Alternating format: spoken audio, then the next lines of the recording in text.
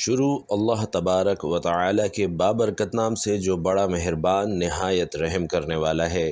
ناظرین کرام، جس نے یہ سورت 41 بار فجر میں پڑھ لی، علماء کرام نے لکھا ہے کہ دنیا کے سارے خزانے مل جاتے ہیں، نہ کبھی بیمار ہوگا اور نہ کبھی مالی پریشانی ہوگی انشاءاللہ۔ ناظرین کرام، ایسی سورہ مبارکہ جسے اگر آپ صبح کے وقت صرف 41 بار پڑھنے کا اپنا معمول بنا لیں تو آپ کی زندگی سے ہر طرح کی پریشانیاں اور بیماریاں دور ہو جائیں گی۔ دنیا کے سارے خزانے آپ کے قدموں میں ہوں گے، گھر میں، رزق میں، مال میں خوب برکت ہوگی انشاءاللہ۔ اللہ کی ذات جس طرح اپنی ذات میں بے مثل اور بے مثال ہے، اسی طرح اس کی ہر صفت ازلی، ابدی اور لامحدود ہے، تاہم اس کی صفت رحمت سب سے بڑھ کر ہے۔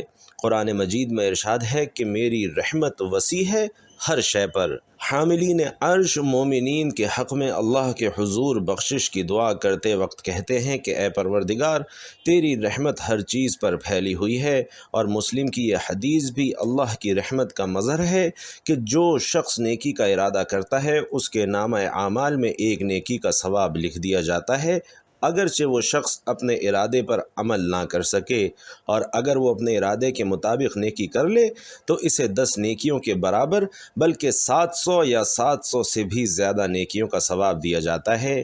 لیکن اس کے برعکس اگر کوئی شخص برائی کا ارادہ کرتا ہے تو اس کے حساب میں وہ برائی نہیں لکھی جاتی، بلکہ اگر وہ برائی کے ارادے پر عمل نہیں کر پاتا تو اسے پھر بھی ایک نیکی کا ثواب ملتا ہے، اور اگر وہ اپنے برے ارادے کے مطابق برائی کر گزرے تو اس کے نامہ اعمال میں صرف ایک ہی برائی درج کی جاتی ہے۔ گویا اللہ اپنے بندوں پر مہربان ہے، وہ اپنے بندوں کی خطائیں معاف کرنا چاہتا ہے اور نیک کاموں پر زیادہ سے زیادہ ثواب دیتا ہے۔ ارشاد باری تعالی ہے کہ جو کوئی ایک نیکی لاتا ہے اس کے لیے 10 گنا اجر ہے، اور جو کوئی ایک برائی لاتا ہے اسے بس اس کی جزا ملے گی اور لوگوں پر ظلم نہیں کیا جائے گا۔ ناظرین کرام، اللہ اپنے بندوں پر بے حد مہربان ہے، بس اس کی رحمت کا دروازہ کھٹکھٹانے کی ضرورت ہے۔ حدیث میں ہے کہ اللہ کے پاس 100 رحمتیں ہیں، ان میں سے ایک رحمت اس نے جن، انسان، چوپایوں اور زہریلے جانوروں میں بھیجی ہے۔ اس رحمت کے سبب سے وہ آپس میں پیار، محبت اور مہربانی کرتے ہیں، جبکہ 99 رحمتوں کو اللہ نے قیامت کے دن کے لیے اٹھا رکھا ہے کہ وہ ان سے اس دن اپنے بندوں پر رحم کرے گا۔ سبحان اللہ۔ ناظرین، حدیث میں یہ بھی ہے کہ جب اللہ نے اپنی مخلوق کو پیدا کرنے کا ارادہ کیا تو ایک کتاب لکھی جو اس کے پاس عرش پر موجود ہے، اور اس کتاب میں یہ الفاظ ہیں کہ میری رحمت میرے غضب پر سبقت لے گئی۔ گویا اللہ کی رحمت کی کوئی حد نہیں ہے۔ اللہ کو اپنے بندوں سے اس سے کئی زیادہ محبت ہے جتنی ایک ماں کو اپنے بچے کے ساتھ ہوتی ہے۔ ناظرین، ایک دفعہ جب ایک عورت کو اپنے بچے کے ساتھ والہانہ محبت کرتے دیکھا تو رسول اللہ صلی اللہ علیہ وسلم نے اپنے اصحاب سے فرمایا، کیا تمہارے خیال میں یہ عورت اپنے بچے کو آگ میں ڈال دے گی؟ صحابہ نے عرض کیا کہ یا رسول اللہ، ہرگز نہیں۔ اس پر آپ صلی اللہ علیہ وسلم نے فرمایا کہ اللہ اپنے بندوں پر اس سے زیادہ رحم کرنے والا ہے جتنا یہ عورت اپنے بچے پر مہربان ہے۔ ناظرین، پروردگار اپنے بندوں پر مہربان ہے، پھر بھی انسان اپنی بری روش، سرکشی اور نافرمانی کی وجہ سے عذاب کا مستحق بن جائے تو اس سے بڑی بدبختی اور اس سے بڑی محرومی کیا ہوگی؟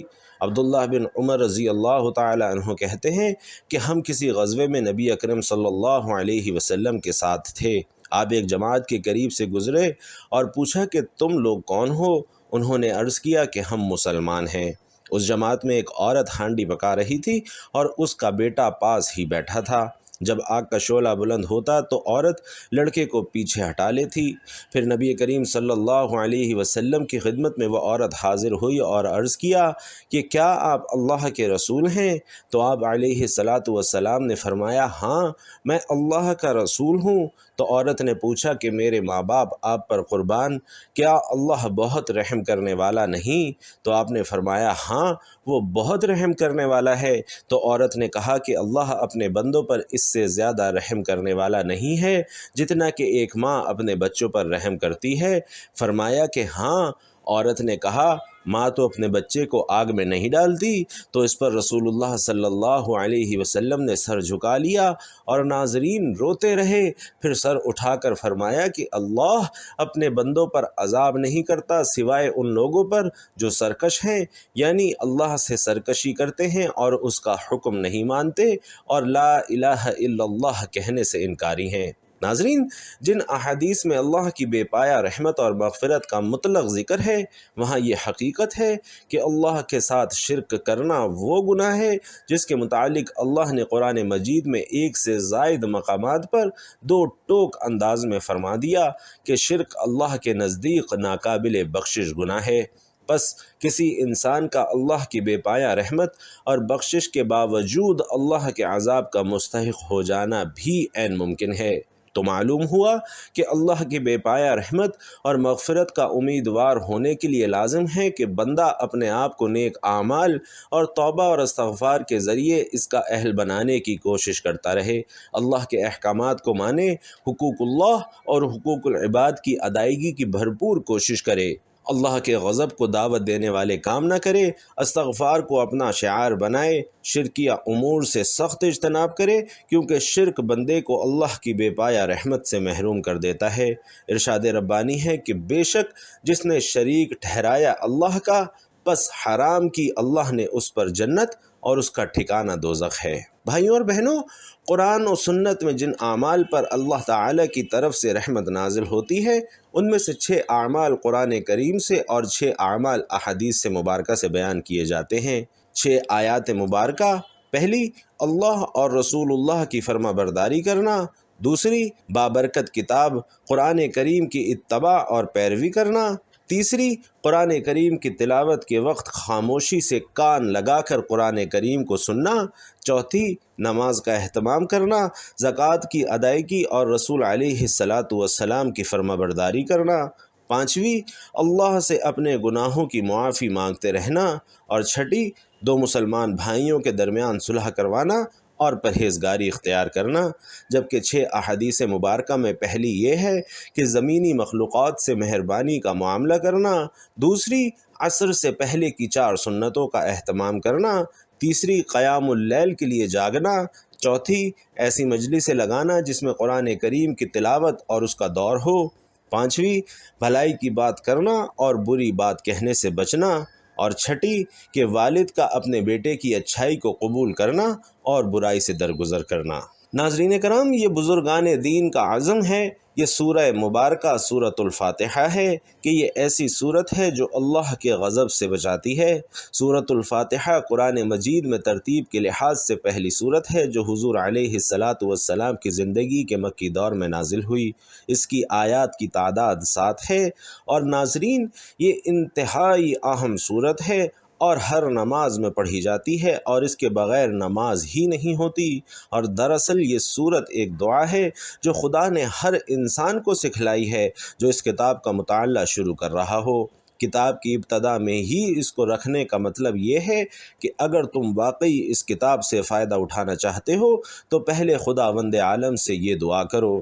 انسان فطرتاً اسی چیز کی دعا کرتا ہے جس کی طلب اور خواہش اس کے دل میں ہوتی ہے، اور اسی صورت میں کرتا ہے جب کہ اسے یہ احساس ہو کہ اس کی مطلوب چیز اس ہستی کے اختیار میں ہے جس سے وہ دعا کر رہا ہے۔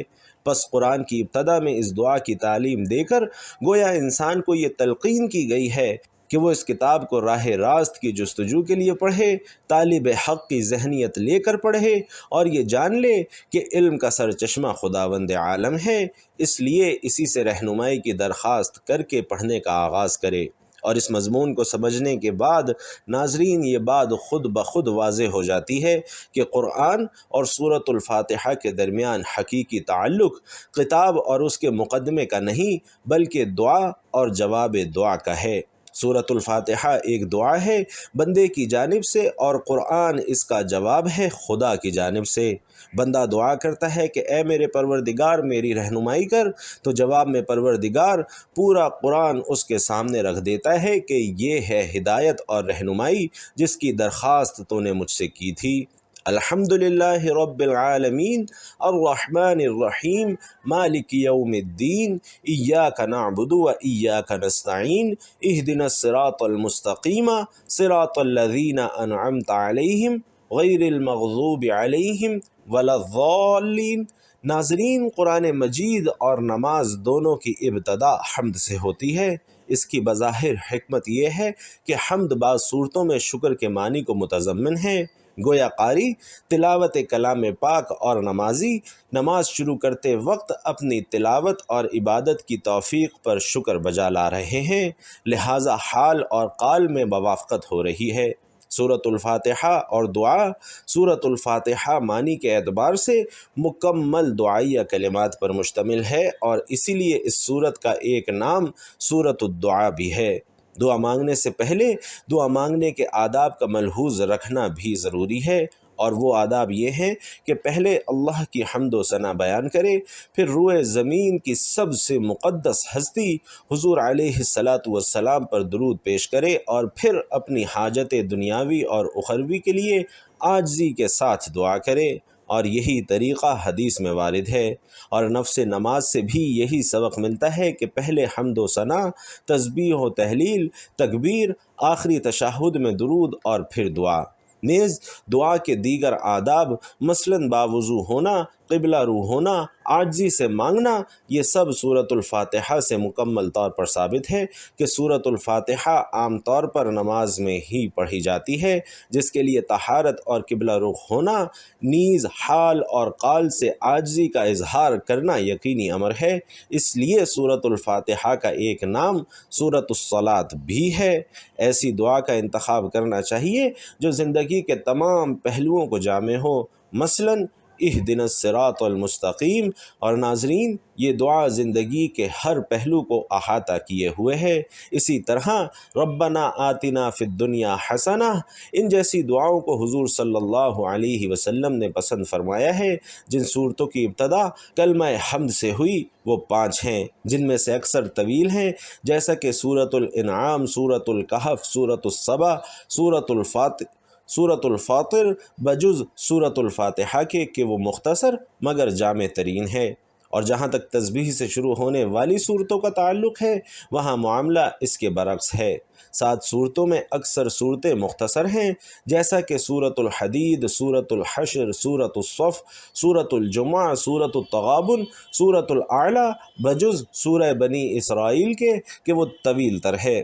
شاید اس میں یہ حکمت پوشیدہ ہے کہ سورۃ الفاتحہ میں وعد و وعید سے منسلک آیات موجود ہیں۔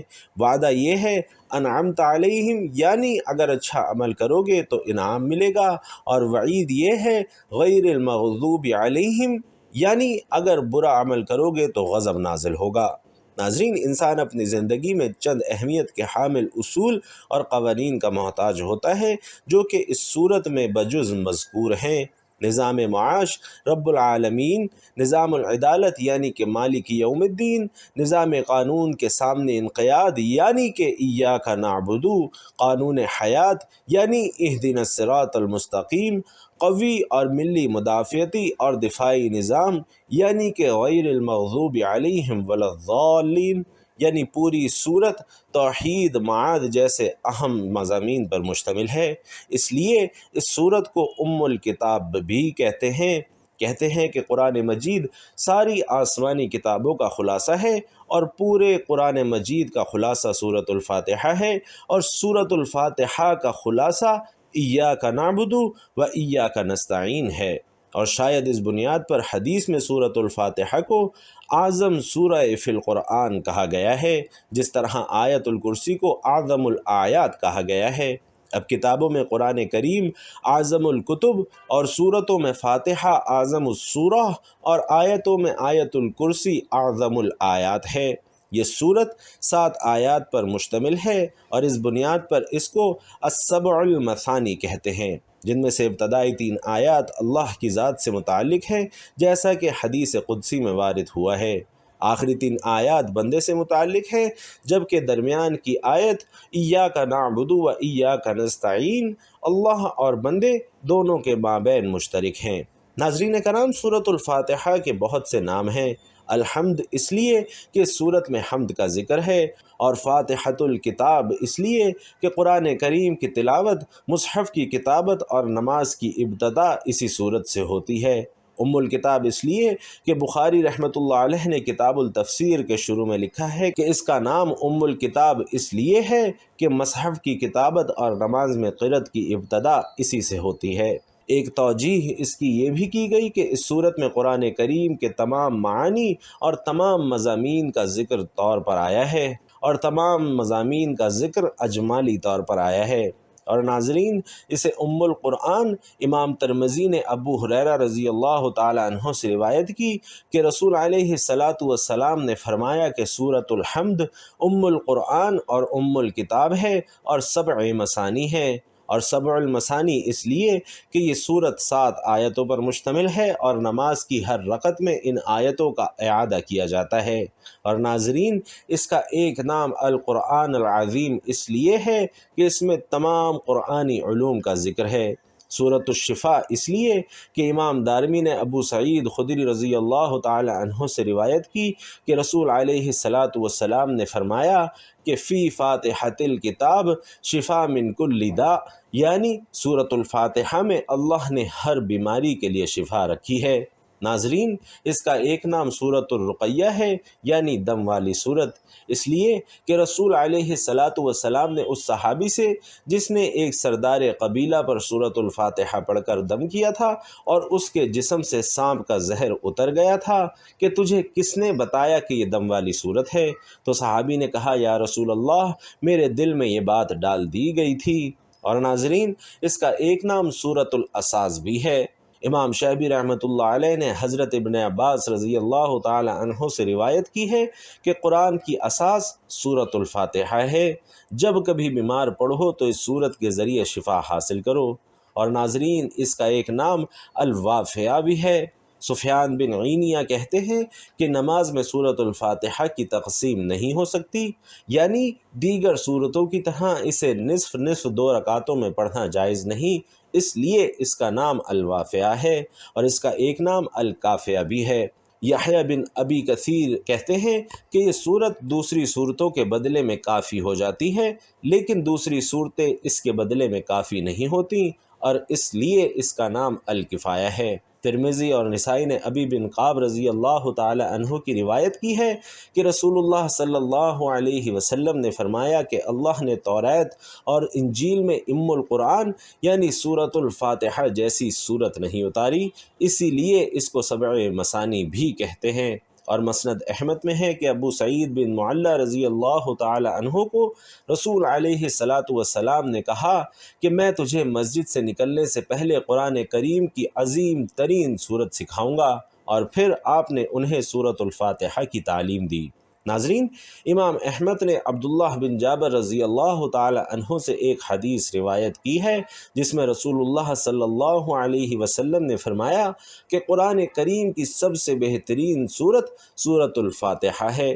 قرآن حکیم کے ایک ایک حرف میں شفا ہے۔ جو مسلمان روزانہ آیات قرآنی کو تلاوت کرتے اور باوضو رہتے ہیں، اللہ کریم ان کے لیے کشادگی پیدا فرماتے ہیں۔ ایسے لوگ کبھی دنیاوی مسائل سے شاکی نہیں ہوتے اور نہ ہی انہیں ڈپریشن ہوتا ہے۔ ان کا دل اور دماغ دونوں پرسکون رہتے ہیں، جیسا کہ سورۃ الفاتحہ کو روزانہ پڑھنے والوں کا معاملہ ہے۔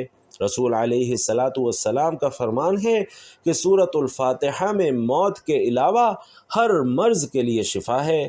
تو آقائے دو جہاں صلی اللہ علیہ وسلم کا فرمان اس بات کی ضمانت دے رہا ہے کہ سورۃ الفاتحہ پڑھتے رہنے والوں پر آسانیاں پیدا ہو جاتی ہیں۔ جو کوئی بھی سورۃ الفاتحہ کا عامل بن جاتا ہے اور اس کا بے تحاشا ذکر کرتا ہے تو ایسے لوگوں پر معاشی تنگی نہیں ہوتی، انہیں غیب سے رزق ملتا ہے، بیمار ہوں گے تو جلد صحت یاب ہو جائیں گے۔ سورۃ الفاتحہ کے عامل جب کسی کو دم کرتے ہیں تو موذی امراض سے بھی چھٹکارا حاصل ہو جاتا ہے، اور اگر کوئی انسان کسی مصیبت کا شکار ہو جائے اور کوئی راہ دکھائی نہ دے تو اسے چاہیے کہ 40 روز تک سورۃ الفاتحہ 125 بار پڑھ لیا کرے۔ اگر کسی مریض کی تیمارداری کے دوران اس کی شفا کے لیے اس کا ہاتھ پکڑ کر 7 بار سورۃ الفاتحہ باوضو ہو کر پڑھی جائے تو وہ جلد صحت یاب ہوگا۔ انسان جب بیماریوں سے عاجز ہو جاتا ہے تو ڈاکٹر بھی اسے روحانی علاج کا مشورہ دیتے ہیں۔ اور ناظرین کرام، اب تو بہت سے ہسپتالوں میں قرآن تھیراپی بھی شروع ہو چکی ہے۔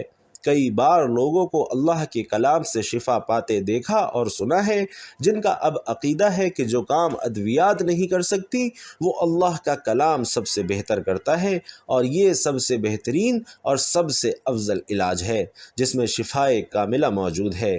ناظرین کرام، پچھلے دنوں ایک صاحب جو سرکاری ادارے میں اچھی پوسٹ پر ہیں بتا رہے تھے کہ انہیں جسمانی طور پر نقاہت اور بے چینی بہت ہونے لگی تھی، تھکن ہر وقت سر پر سوار رہتی، جبکہ دفتر کا کام اتنا حساس کہ اس میں غفلت کی کوئی گنجائش نہیں۔ انہوں نے اس کا علاج سورۃ الفاتحہ سے کیا ہے۔ بتانے لگے کہ انہوں نے انتہائی پرسکون حالت میں پوری یکسوئی سے سورۃ الفاتحہ کو ٹھہر ٹھہر کر 21 بار پڑھنا اپنا معمول بنا لیا، اور چند ہفتوں بعد ہی ان کے دماغ اور بدن میں چستی پیدا ہو گئی۔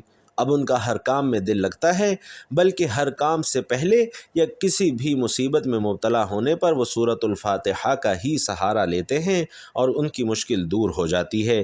وہ بتاتے ہیں کہ ان کی بیٹی کا رشتہ نہیں ہو رہا تھا، جس کے لیے انہوں نے سورۃ الفاتحہ پڑھ کر اللہ سے دعا کی تو انتہائی معقول رشتہ آ گیا۔ اور ناظرین کرام، اب ان کا ایمان ہے کہ سورۃ الفاتحہ کی برکت سے ان کی زندگی ہی بدل گئی ہے، اور اس میں کوئی شک بھی نہیں کہ سورۃ الفاتحہ کی برکات اور فیوز سے بے شمار لوگ مستفید ہوتے ہیں۔ نماز میں سورۃ الفاتحہ کی قرأت فرض ہے، اور یہ اس کا ضروری رکن ہے جس کے ترک سے نماز باطل ہو جاتی ہے۔ تمام قرآن میں سے صرف اسی سورت کو نماز میں بطور رکن مقرر کیا گیا، اور باقی قرأت کے لیے انسان کو اختیار دیا گیا کہ جہاں سے چاہو پڑھ لو، اور اس کی وجہ ہی یہ ہے کہ سورۃ الفاتحہ پڑھنے میں آسان، مضمون میں جامع ترین اور سارے قرآن کا خلاصہ ہے، اور ثواب میں سارے قرآن کے ختم کے برابر ہے۔ ناظرین، اس صورت میں اللہ کی صفات ہیں، اور اس کو الشفا اور الرقیہ بھی کہا گیا ہے۔ احادیث مبارکہ میں ہے کہ حضور علیہ السلام نے فرمایا کہ سورۃ الفاتحہ ہر بیماری کے لیے شفا ہے۔ حضرت محمد صلی اللہ علیہ وسلم کے عہد مبارک میں ایک موقع پر ایک صحابی نے ایک سانپ ڈسے شخص پر اس صورت سے دم جاڑا تو اسے شفا ہو گئی۔ اور حضرت ابی بن قعب رضی اللہ تعالی عنہ سے مروی ہے کہ ایک دیہاتی نے حضور صلی اللہ علیہ وسلم سے عرض کی کہ حضرت، میرے بیٹے کو تکلیف ہے۔ آپ صلی اللہ علیہ وسلم نے پوچھا کیا تکلیف ہے؟ تو اس نے کہا کہ اسے آسیب ہے۔ آپ صلی اللہ علیہ وسلم نے اسے کہا کہ اسے میرے پاس لے آؤ۔ چنانچہ وہ لے آیا تو آپ صلی اللہ علیہ وسلم نے اسے اپنے سامنے بٹھایا اور اس پر سورۃ الفاتحہ اور دیگر آیات سے دم کیا تو وہ لڑکا اٹھ کھڑا ہوا، گویا اسے کبھی کوئی تکلیف ہی نہ تھی۔